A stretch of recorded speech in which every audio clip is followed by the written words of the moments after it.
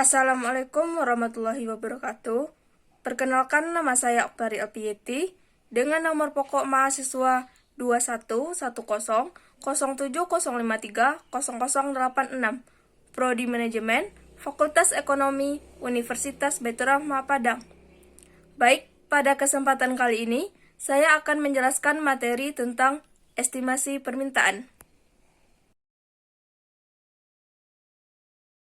Materi yang akan saya bahas yang pertama yaitu tentang pengertian estimasi permintaan, dan yang kedua tentang masalah identifikasi, dan yang ketiga pendekatan estimasi permintaan, dan yang keempat tentang analisis regresi.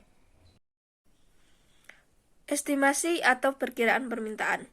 Estimasi permintaan adalah menentukan bagaimana faktor-faktor mempengaruhi permintaan. Dan perkiraan ini dimaksudkan untuk mengurangi ketidakpastian atau uncertainty di masa yang akan datang dalam pengambilan keputusan dalam sebuah perusahaan. Masalah identifikasi.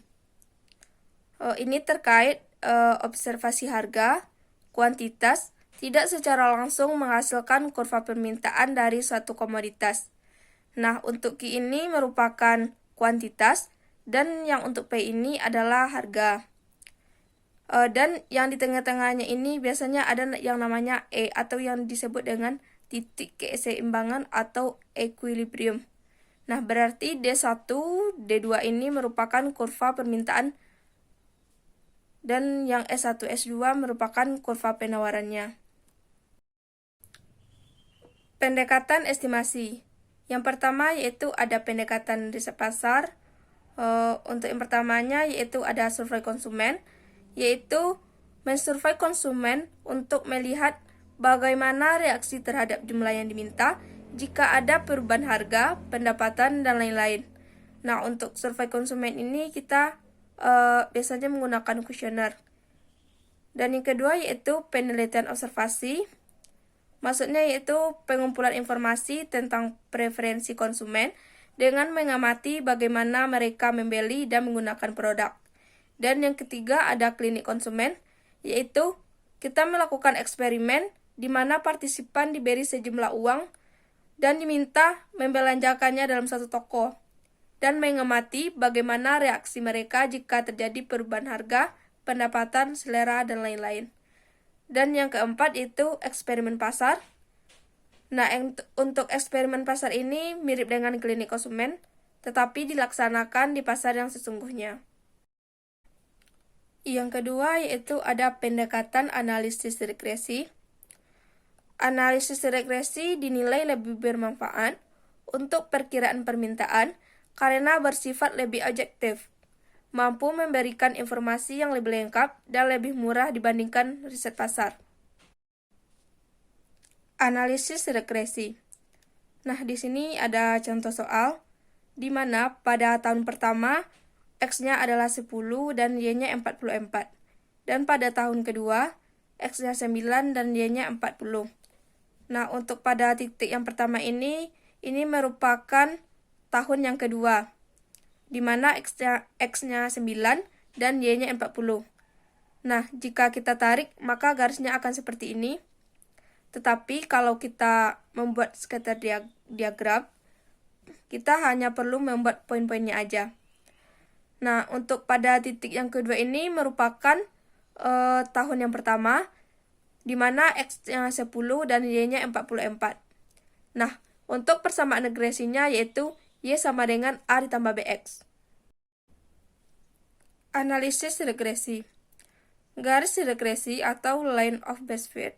Garis regresi meminimumkan jumlah dari simpangan kuadrat pada sumbu vertikal atau ET dari setiap titik pada garis regresi tersebut. Metode OLS atau ordinary least square atau metode jumlah kuadrat terkecil yang sering kita gunakan. Tahapan-tahapan untuk melakukan estimasi permintaan dengan analisis regresi. Nah, untuk tahap yang pertama, kita harus menentukan model permintaannya. Model ini menunjukkan keterkaitan antara dua variabel atau lebih. Contohnya Qx sama dengan F dikalikan dengan X1, X2, X3, dan seterusnya. Dan untuk tahap yang kedua yaitu kita mengumpulkan data dari variabel. Ini maksudnya yaitu perlu ditentukan jenis data apakah berupa data cross section atau data time series. Dan untuk langkah yang ketiga, kita harus menentukan bentuk persamaan permintaan. Bentuk persamaannya ini dapat dibedakan menjadi persamaan linear dan persamaan tidak linear. Dan untuk yang keempat, kita harus melakukan perhitungan persamaan regresi. Dan yang terakhir yaitu menguji hasil regresi. Nah, ini pengujian dilakukan terhadap 4 hal. Yang pertama dengan uji tanda, dan yang kedua dengan uji signifikansi, dan yang ketiga dengan uji determinasi, dan yang keempat dengan menguji penyimpangan regresi. Nah, di sini ada contoh soal di mana seorang manajer pemasaran yang ingin memperkirakan besarnya kuantitas yang dibeli atas produk terkait dengan iklan yang dilakukan untuk mendukung penjualan satu produk. Manajer tersebut mempunyai dugaan bahwa semakin banyak dilakukan iklan, makin banyak pula kuantitas yang diminta. Manajer memutuskan untuk menggunakan analisis regresi yang dianggap lebih sesuai dengan data yang diperoleh. Sesuai dengan pendekatan analisis regresi, langkah-langkah yang harus dilakukan adalah: jadi, untuk tahap yang pertama, kita harus menentukan model permintaannya. Nah, di dalam kasus ini, model terdiri dari 2 variabel, yaitu kuantitas yang diminta atau sebagai variabel dependen Y, dan iklan sebagai variabel independen X, dan model dapat dituliskan Y sama dengan F dikali X. Nah, untuk tahap kedua, kita mengumpulkan data variabel. Nah, data kuantitas yang diminta atas produk Y diambil dari data penjualan, sedangkan data iklan diperoleh dari frekuensi tayang iklan dalam sebulan. Data kedua variabel diambil selama 10 bulan, sejak peluncuran produk pertama kali, yaitu Januari 2020, dan berakhir Oktober 2020. Ini contoh datanya. Nah, kita anggap saja time ini sebagai tahun, XT ini sebagai iklan, dan YT ini sebagai penjualan. Nah, untuk N ini kan sama dengan jumlah seluruh data. Nah, jadi N ini sama dengan 10. Dan untuk yang XT ini, kita jumlahkan seluruhnya, sehingga mendapatkan hasil 120. Dan untuk kolom YT atau iklan, kita jumlahkan juga seluruhnya, sehingga mendapatkan hasil 500. Nah, untuk mencari XT dikurangi X bar ini, kita cari terlebih dahulu X barnya, yaitu dengan rumus sigma XT per N. Berarti jumlah dari XT tadi yang 120 kita bagi dengan jumlah seluruh data, yaitu 10. Jadi hasilnya yaitu 12. Nah, baru kita masukkan ke dalam rumus tadi, yaitu XT dikurangi X bar. XT-nya adalah pada tahun pertama yaitu 10, dikurangi dengan X bar yang kita cari tadi yaitu 12, sehingga menghasilkan min 2. Dan begitu juga dengan seterusnya. Untuk mencari YT dikurangi Y bar, itu sama caranya dengan yang tadi, yaitu kita cari Y barnya terlebih dahulu. Nah, jadi rumusnya yaitu sigma YT per N. Nah, jadi YT-nya kan jumlahnya yaitu 500, kita bagi dengan seluruh datanya yaitu 10, jadi hasilnya 50. Nah, baru kita masukkan ke dalam rumus tadi, yaitu YT dikurangi Y bar. Nah, pada tahun pertama kan YT-nya 44, jadi kita kurangi dengan Y bar yang kita cari tadi yaitu 50, sehingga hasilnya yaitu min 6. Nah, pada tahun kedua, YT-nya adalah 40, kita kurangi dengan Y bar tadi yaitu 50. 40 dikurangi 50 sama dengan min 10. Dan untuk mencari XT dikurangi X bar, dikalikan dengan YT dikurangi Y bar, ini kita dapatkan dari min 2 dikali min 6. Dan begitu juga seterusnya. Baru kemudian kita jumlahkan sehingga mendapatkan hasil 106. Dan untuk mencari xt dikurangi x bar kuadrat, kita tinggal mengkuadratkan saja yang tadi, yaitu xt dikurangi x bar. Kemudian baru kita jumlahkan seluruhnya, sehingga mendapatkan hasil yaitu 30. Ini contoh perhitungan yang tadi. Selanjutnya yaitu tahap ketiga, yaitu menentukan bentuk persamaan. Maksudnya yaitu plot data yang diperoleh perlu dilakukan diagram pencar, yang dimaksudkan untuk mengetahui bentuk persamaan dari model permintaan perusahaan, apakah linear atau tidak linear. Dan selanjutnya yaitu tahap keempat, yaitu menghitung persamaan regresinya dengan rumus Y sama dengan A ditambah BX.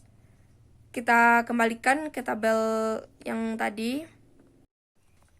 Jadi, untuk cara menghitung persamaan regresinya, yaitu kita cari B-nya terlebih dahulu, yaitu 106/30.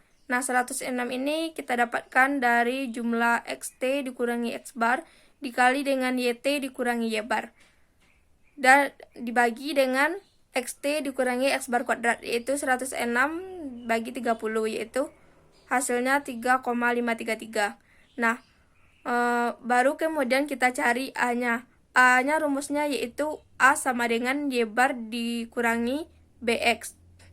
Nah, untuk Y barnya yaitu adalah 50 dan dikurangi dengan B yang tadi yaitu 3,533. Dan untuk yang 12 ini kita dapatkan dari X bar tadi yaitu 12. Jadi sama dengan 7,60. Nah, dari perhitungan tadi maka diperoleh A-nya sama dengan 7,60 dan B-nya sama dengan 3,53. Sehingga persamaan regresi menjadi Y sama dengan A ditambah BX. Nah, untuk X ini maksudnya yaitu jumlah data yang ditayangkan. Misalnya, iklan kita cuman ditayangkan cuman 1 kali, maka X-nya itu diganti dengan 1. Baru kita masukkan ke dalam rumus yang tadi, yaitu Y sama dengan A ditambah BX, di mana A-nya 7,60 dan B-nya 3,53. Nah, baru kita masukkan X-nya tadi yaitu 1, sehingga hasilnya menjadi 11,13. Nah, begitu juga dengan yang kedua, yaitu X-nya adalah 5, jadi X-nya kita ganti dengan 5, sehingga hasilnya yaitu 25,25.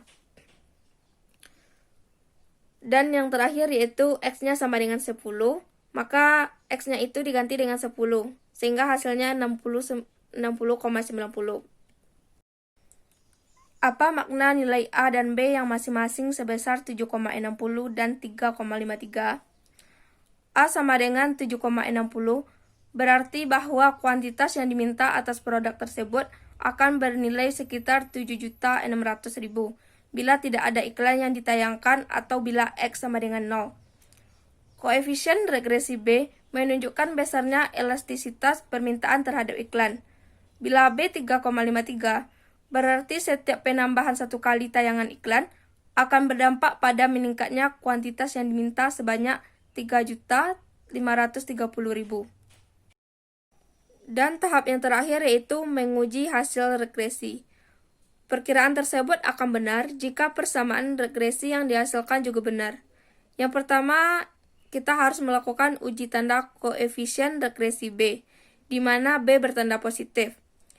Dan yang kedua, baru dengan uji signifikansi dengan uji T. Uji ini dimaksudkan untuk menguji hipotesis bahwa B adalah signifikan secara statistik. Dan untuk uji yang ketiga yaitu uji kecocokan model atau R.